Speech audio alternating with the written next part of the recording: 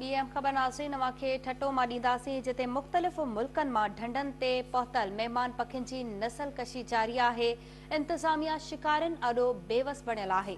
ख़बर अवां सां शेयर कयूं पिया ठटो मां जिते मुख़्तलिफ़ मुल्कनि मां ढंढनि ते पहुतल पखियुनि जी नस्ल कुशी जारी आहे। मंछर ढंढ हालीजे ऐं हडेड़ो ढंढ ते गॾोगॾु ढोरनि ऐं क्रेक्स ते पहुतल महिमान पखियुनि जो शिकार जो सिलसिलो रुकिजी न सघियो आहे। ठटे ऐं सजावल में महिमान पखियुनि जो सरेआम विकिरो बि जारी आहे। ज़िलई इंतज़ामिया तोड़े वाइल्ड लाइफ खाते अखियूं ॿूटे छॾियूं आहिनि। इन जा तफ़सील मालूम कंदासीं। असां सां टेलीफोन लाइन ते मौजूद आहे केटीएन न्यूज़ रिपोर्टर महबूब बिरोही।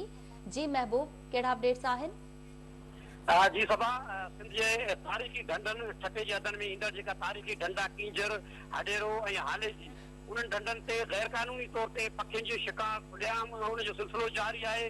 परदेसी जेके महिमान पखी जेके साइबेरिया ऐं ॿियनि मुल्कनि खां जेके सियारे जे थधि वारे सूरताल सबबि हिते अची पनाह वठण लाइ ठटे जे तारीख़ी ढंढनि में अची जेको आहे पनाह हासिल कंदा आहिनि। उन्हनि जी गैर कानूनी शिकार टिन हवालनि सां थिए थो। हिकु त हथियारनि सां गैर कानूनी तौर ते बंदूकनि सां वॾी जेका आहे शिकारी आहिनि माफ़िया आहे उहो खुलियाम शिकार पियो करे। उन्हनि जे ख़िलाफ़ का कार्रवाई नथी थिए। साॻिए वक़्त ते कींजर ढंढ जे अंदरि वॾा जेके बांझार लॻल आहिनि जिन जे रछनि जे ज़रिए मख़सूस कैसेटनि में जेका पखियुनि जी ॿोली जेका वॼराए राति जो पखी जीअं लहनि था सभनि जे तइदाद में उहे पखिजी पवनि था जिन खे ठटे सिजावल जे मुख़्तलिफ़ मार्केटनि में खुलियाम विकिरो कयो वञे थो। ऐं टिनी ढंढनि समेत जेके आसपास जेके दरियाई ढंढ आहिनि या ढोरा आहिनि उन्हनि ते बि पखियुनि जी जेको आहे गैर कानूनी शिकार जो उहो सिलसिलो बदस्तूर जारी आहे। उहो रुकिजी न सघियो आहे।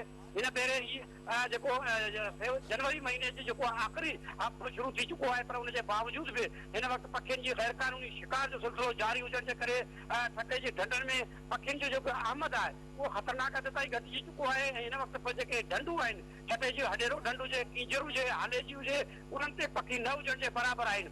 ऐं जेके अख़बार सां असांजी ॻाल्हि ॿोल थी आहे ख़ासि तौर ते जेके माहौलियात ते कमु कंदा या इलाइक़े वासी आहिनि सुञाण धुरियूं आहिनि उन्हनि जो चवणु आहे त माहौलियाती तब्दीलियुनि सां गॾोगॾु वॾे पैमाने ते जेको आहे पखियुनि जो गैर कानूनी शिकार सबबि जेके महिमान पखी आहिनि उहे जेके उन्हनि जी आमद ख़तरनाक हद ताईं घटिजी वई आहे।